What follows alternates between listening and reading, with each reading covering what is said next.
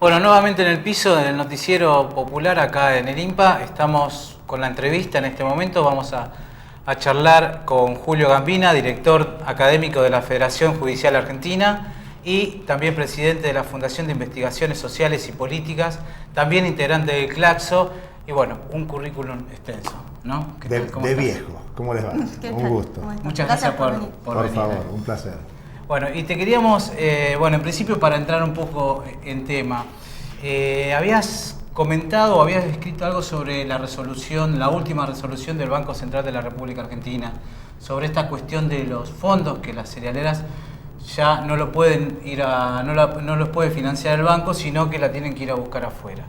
Por esta cuestión de fuga de capital del Banco Central. Ahora bien, ¿cómo repercute esto o cómo se da la política económica con respecto a los más chicos? O sea, a nosotros, a los trabajadores, a los asalariados, porque siempre estamos disputando o viendo la cuestión o para las multinacionales o para los empresarios medianos y pequeños.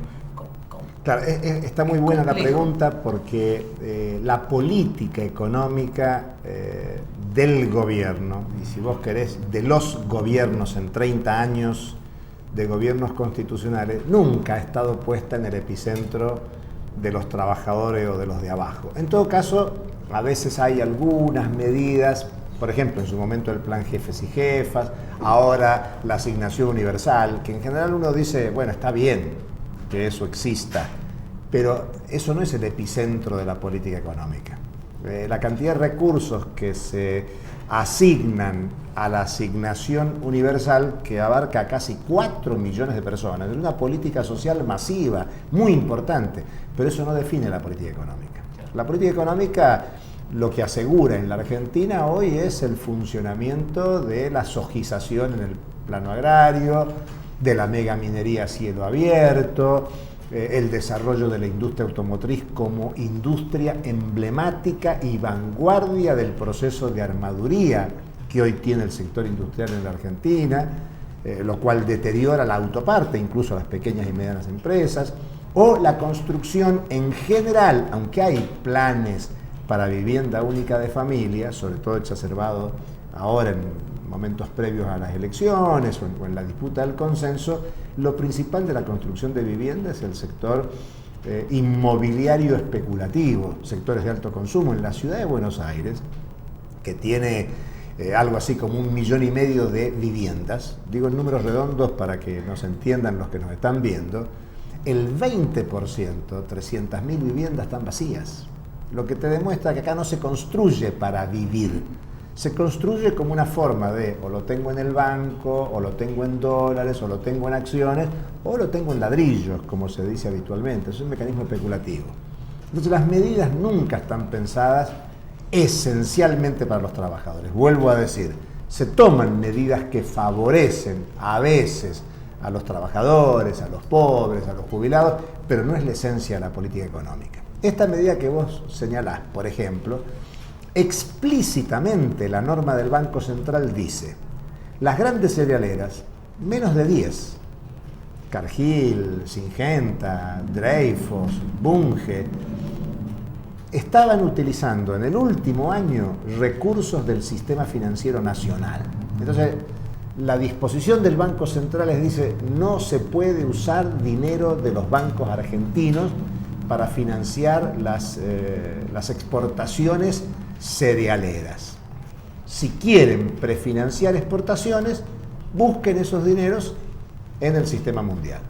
A priori, cuando vos lees esto, así está bien, porque el dinero que hay en los bancos argentinos que se use no para la exportación de grandes transnacionales, sino que se utilice para el desarrollo del empleo, la producción, bueno, muchos usos locales. Lo que la disposición no dice, y lo que uno sospecha que esta medida está hecha, es para que las grandes cerealeras pidan préstamos al exterior y así ingresen divisas a la Argentina. Y la pregunta es, ¿y es bueno que entren divisas a la Argentina? También es complicada la respuesta, porque la pregunta es... Depende cómo entren. No, que entren. El tema es para qué se usan. ¿Para qué quiere el gobierno que entren divisas? Digo divisas son dólares, euros, monedas de uso internacional. Lo quiere en primer lugar para pagar la deuda externa. La Argentina es un país pagador. La presidenta ha dicho, somos pagadores seriales. Es más, llegó a decir que la Argentina ha pagado 173 mil millones de dólares en 10 años.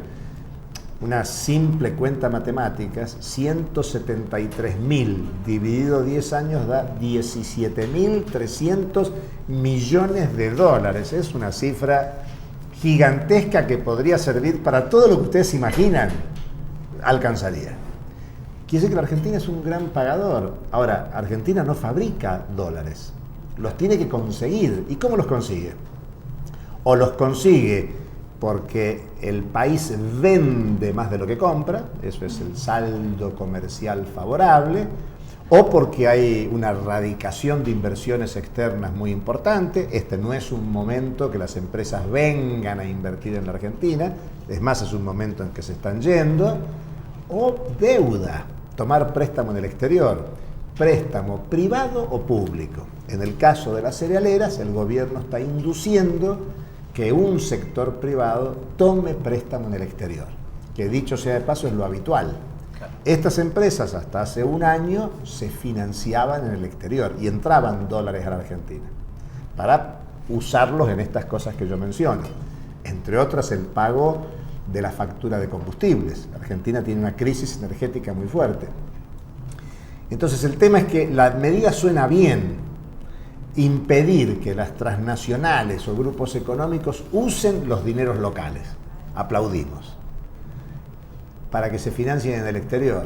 Bueno, muy bien. ¿Financiarse en el exterior para qué? Entonces, tu pregunta es muy atinada porque la discusión que hay que instalar, este es un noticiero popular, en el movimiento popular es que el pueblo argentino discuta todo. Cada vez que habla el ministro de Economía, se lo ve poco, pero cada vez que habla, o cualquiera del equipo económico que hable, la pregunta es, ¿y esto en qué beneficia al pueblo?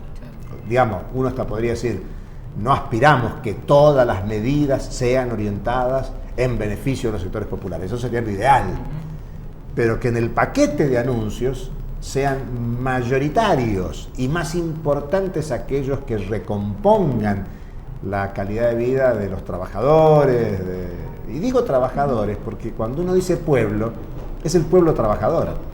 Es tan trabajador aquel que trabaja en situación regular como el que está en situación irregular. Es trabajador el que tiene toda la seguridad social en sus condiciones de trabajo como aquel que no las tiene. Es decir, no por ser precario, no por ser un trabajador de la calle, no dejas de ser un trabajador. Ahora, con todas estas cuestiones, más sumado a por ejemplo, bueno, esto que vos nombrabas anteriormente, que tiene que ver con la sofización, con medidas sobre la megaminería, cuestiones muy concretas que caminan hacia el lado de la extranjerización también de la economía. ¿Qué pasa con el modelo productivo? Porque se habla de una década ganada. Bueno, en todo caso sería, digamos, teniendo en cuenta esto, quién es que gana la década, claro. Y qué pasa con el modelo productivo teniendo en cuenta la década pasada. Y hay una cuestión que me pareció muy interesante de algo que vos escribiste al respecto, que tiene que ver con la gestión del capitalismo. Claro, esto es gestionar el capitalismo de una forma, digamos, como un giro discursivo sobre ciertas cosas, pero que se mantiene, digamos... A mí me alegra que en un programa de televisión, noticiero popular, use este lenguaje que estás usando vos, que es hablar de modelo productivo. Mira, me voy a permitir una crítica a muchos compañeros nuestros del movimiento popular y de la izquierda, que cuando le preguntan qué tiene que pelear la izquierda, entonces lo primero que se pide es distribución del ingreso. Hace muchos años, más de 150 años, Carlos Marx escribió un texto muy cortito, de 33 páginas, que se llamó Introducción a la contribución a la crítica de la economía política. Es un título largo, pero es una introducción. Y en esa introducción, él dice que el problema es la producción. Digamos que si vos hoy tenemos un gobierno bueno que le pone 1.000 pesos en los bolsillos o 10.000 pesos en los bolsillos al 40% de sectores más pobres de la Argentina, la pregunta es, ¿qué sale a hacer los pobres de la Argentina con 1.000 o 10.000 pesos en el bolsillo. Se los salen a gastar y a satisfacer necesidades insatisfechas en cantidades, de alimento en primer lugar, ¿verdad? ¿Y qué alimentos salen a comprar? ¿Y dónde los van a comprar? Son alimentos producidos por las transnacionales, que se venden en los grandes centros comerciales, porque son esos centros comerciales los que hacen descuento. Entonces, si vos querés aprovechar bien el dinero que tenés en el bolsillo, vas y compras en los grandes centros comerciales que son de transnacionales, de grandes grupos monopólicos, y por lo tanto favoreces la acumulación capitalista de los que dominan. Por eso el modelo productivo es tan importante. El eje central no es tanto la distribución del ingreso. Estoy a favor de la distribución del ingreso, digo por las dudas, aumentar los salarios, aumentar las jubilaciones, aumentar el ingreso popular. Pero lo que hay que asegurar es cambiar el modelo productivo. La pregunta debería ser, ¿qué tiene que producir la Argentina para resolver la alimentación de la población? La Argentina hoy, dice, es un gran productor y exportador de alimentos, pero hay situaciones de problemas alimentarios en la propia Argentina y en los países vecinos. La Argentina debería tener un programa de soberanía alimentaria y no un programa, como le gusta decir al gobierno, de industrialización de la ruralidad. Porque industrializar la ruralidad es seguirle metiendo fertilizantes, maquinaria, toda la tecnología de las grandes transnacionales de la alimentación o de la biotecnología. Ahí también hay un tema, porque pareciera como que en los últimos años, por lo menos del kirchnerismo, que es donde más fuerte se marcó esta tendencia, o pareciera, digamos, en las medidas económicas concretas, que más fuerte se va hacia esta tendencia de extranjerización, pareciera que los conflictos sociales puntuales, por ejemplo, no sé, el caso de Monsanto, no marcara la cancha, digamos, en cuanto al kirchnerismo. O sea, a ver, lo de Monsanto y expresamente Malvinas en Córdoba, con el acampe que está ahí, yo creo que eso es tremendamente importante porque el gobierno ha favorecido las inversiones de Monsanto, la erradicación de Monsanto, y se mostraba como un gran logro. El gobierno de Córdoba y el gobierno nacional, la planta que estaba construyendo Monsanto en Malvinas. Y yo te diría que la lucha de la población y el tener el acampe ahí tiene la misma importancia que tuvo el Famatina no se toca. Vos pensás que en Famatina, en La Rioja, un pueblo pequeño, un núcleo reducido de personas, hizo visible una lucha contra la megaminería. 10 años antes eso mismo ocurrió en Esquel. En Esquel hay que pensar que en el 2003, tomando el ejemplo de las asambleas barriales de las grandes ciudades, especialmente de Buenos Aires, se constituyeron pobladores de Esquel en asamblea. Pensá que Esquel es una población pequeñita de la Patagonia y la asamblea no era muy numerosa, pero esa asamblea pudo generar condiciones para un plebiscito donde el 90% de la población participó y rechazó la instalación de la megaminería. Con lo cual, más allá de kirchnerismo o no, lo que importa es cómo la población asume la conciencia de que hay que discutir el modelo productivo.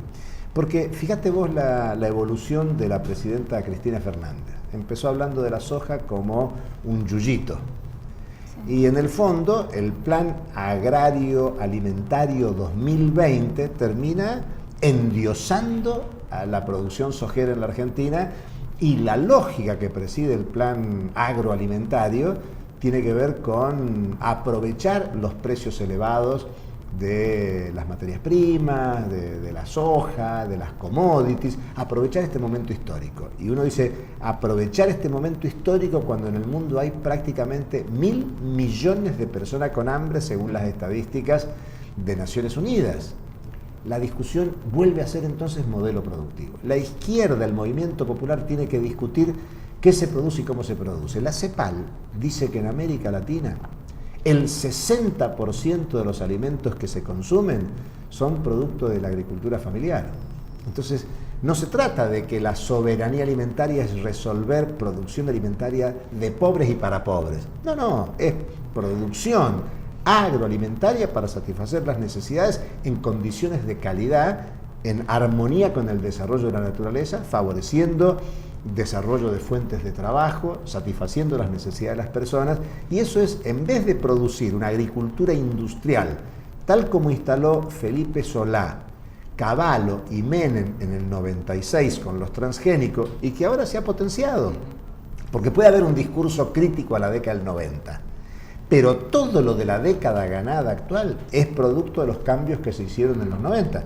La megaminería es imposible pensarla hoy sin el cambio del código minero del año 96. Fíjense cómo coincide en el 96, es la aceptación de los organismos genéticamente modificados y el cambio del código minero. Las dos producciones estrella del modelo extranjerizador que define la década ganada, porque cuando vos después vas al producto bruto, que es lo que define el crecimiento, el endiosamiento del crecimiento es eso: ampliación de la producción sojera, ampliación de la producción minera, ampliación de la producción de automotores. Vayan a circular por Buenos Aires o por cualquier ciudad más o menos importante de la Argentina. Y aparte hay un tema ahí sobre el tema el de la agricultura. Va digamos, la ley, por ejemplo, la ley de semillas que se intenta aprobar, va a tono con los países nefastos del continente. Y sabe lo más grave, Chile. Y sabe lo más grave, que la Argentina es un país que desde que se insertó al capitalismo, se insertó por lo primario, por los alimentos, por la agricultura. La Argentina con este tipo de productos puede terminar despoblando el campo. Y cuidado que una vez que vos desarmás una cultura productiva agrícola, reinstalarla cuesta mucho. Miren, es el ejemplo de Cuba. Cuba, que en general para nosotros desde la izquierda es el mejor ejemplo de lo que hay que hacer. Una cosa que ha hecho incorrectamente Cuba fue desarmar esa cultura agrícola histórica. Y por lo tanto grandes méritos en el desarrollo educativo, en el desarrollo de la salud, pero hoy uno de los principales problemas es que la importación de alimentos básicos en Cuba es del orden del 85%. Argentina, que tiene esta especialización, puede terminar en un problema similar. ¿Y cómo entendemos esto en nuestra América, digamos? Toda la cuestión de que hay que integrar y cooperar entre las naciones. ¿Qué pasa con el ALBA, con UNASUR, con Banco del Sur, con...? Es lo mismo, mira, así como yo levanto las luchas pequeñas que se nacionalizan o se continentalizan, Chiapas, el Famatina, lo de Esquel, lo de Malvinas por Monsanto, es muy importante porque son luchas que pueden parecer pequeñas, pero son gigantescas porque son una muestra de lo que la sociedad quiere discutir. Hay que lograr que esas resistencias que existen en toda América Latina sean visibilizadas conscientemente por la mayoría de los pueblos de nuestra América. El problema es que, claro, acá estamos en una señal de televisión de carácter popular que no tiene nada a favor para llegar masivamente, pero lo intentamos. Y lo que hay que hacer es intentar que el movimiento popular construya una agenda propia de conocimiento, de discusión, y no nos quedemos en una agenda de reivindicaciones para vivir un poquito mejor. Esto Evo Morales lo explica muy bien, y él juega con dos categorías muy interesantes. La Constitución boliviana habla del vivir bien, que es una categoría que viene de los pueblos andinos, históricos, de una cultura precolombina, precapitalista. Y Evo Morales dice, el vivir bien es muy distinto al vivir mejor, porque el vivir mejor es, salimos a la calle y preguntamos, ¿qué es vivir mejor? Es tener más dinero para comprar más cosas, alimentos, vestimenta, automotores, viajes, eso es vivir mejor. El vivir mejor te convoca al consumismo. Mientras que el vivir bien te convoca a satisfacer las necesidades integrales de la población. Y América Latina tiene que pensar colectivamente estos temas, y no lo va a hacer si el movimiento popular no lo logra. Ejemplo, todo el mundo reconoce que en lo que va transitándose del siglo XXI, América Latina es el laboratorio de cambio político. Y uno se pregunta muchas veces, aparte de todos nosotros cuando hablamos, decimos el gobierno de Evo, en su momento decíamos el gobierno de Chávez, el gobierno de Maduro, y a veces enfatizamos en personas que lideran procesos y obviamos que la condición de posibilidad de cambio político fue el movimiento popular, incluido del kirchnerismo. No hay condición de posibilidad de cambio político en América Latina sin la resistencia popular contra el ALCA, contra la deuda, contra la militarización. Y lo digo deliberadamente porque fue una lucha negativa, fue una lucha por el no al ALCA, no a la deuda, no a la militarización.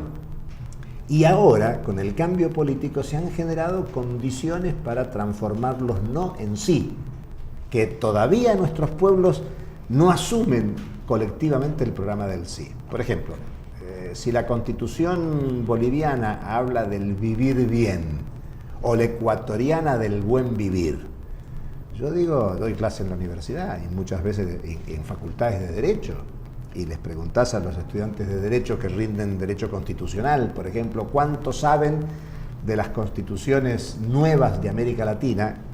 Bolivia y Ecuador en primer lugar, y no saben.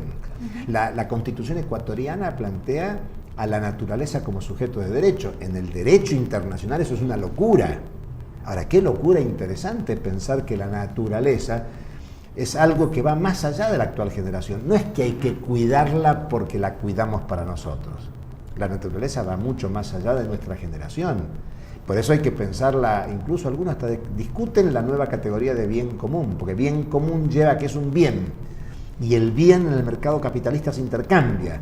Hay que generar condiciones para pensar que la naturaleza es otra cuestión, y eso supone discutir los sí de este tiempo. Por eso es muy importante lo que hablábamos recién.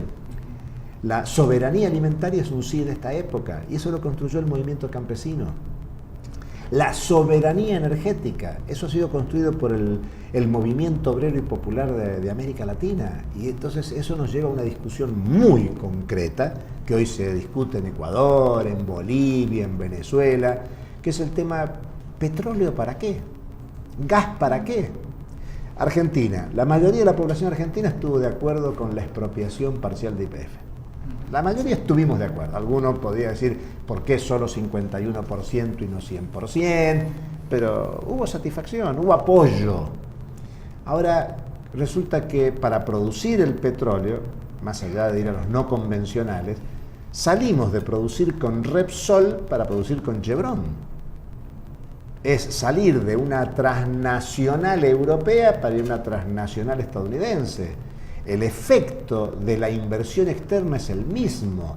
Repsol invertía en la Argentina para su estrategia de acumulación mundial. Es más, las ganancias que se llevó de Argentina sirvieron para invertirlas no en España, sino en África, en la búsqueda de nuevas fuentes de inversión petrolera. Y Chevron, existen negociaciones secretas, y que se dice no son secretas, sino que son de dos empresas privadas. Ahí nos encontramos con otra trampa. Sí. Era una expropiación no solo a medias en la magnitud del capital, sino que la forma jurídica permite una gestión estatal, pero de una empresa privada.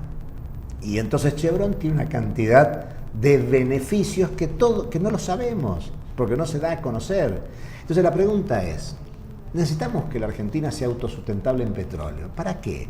Para autosustentar esta producción y explotación de la soja, de la megaminería a cielo abierto, porque los que usan el petróleo son ellos, o la gran masa de automotores que anda circulando. A ver, la cultura del automóvil es altamente contaminante, no tiene lógica para satisfacer las necesidades de la población. Cada vez cuesta más trasladarse, no digo cuesta en el sentido de costo, sí, que también lo es, porque se quema energía en cantidades, y la energía es un derecho de la población. Sí, y bueno, volvemos todo a lo mismo, ¿no? Vos fíjate el tema del gas. Este ha sido un invierno crudo, frío. Los pobres, ¿con qué se calientan? Con el gas en garrafa. Claro. Y es el gas más caro. Mientras más capacidad económica tenés, más resuelto tenés el abastecimiento del gas para el agua caliente, para cocinar, para lo que vos quieras. El gas barato es del que tiene mucho dinero. Por eso vuelvo a Evo Morales con el tema, él dice, no se trata de una lógica económica para vivir mejor. Eso es capitalismo, eso es consumismo, eso es individualismo. Hay que tener una lógica para el vivir bien. Y eso te lleva a cambiar las respuestas a las preguntas clásicas de la economía mundial, que es qué producir, cómo producir, con quién producir, con qué destino. Entonces el tema no es solo distribuir el ingreso, sino generar otra producción, para que no estemos estimulados a consumir el ingreso que percibimos, sino que orientando otra producción para otros destinatarios, con otros fines, resolvamos las necesidades integralmente. América Latina está en ese debate. Yo creo que los pueblos de América Latina generamos la condición de posibilidad para el cambio político, pero eso no es eterno. Si la llama de la movilización popular consciente no se sigue avivando para profundizar los cambios estructurales, puede haber retroceso.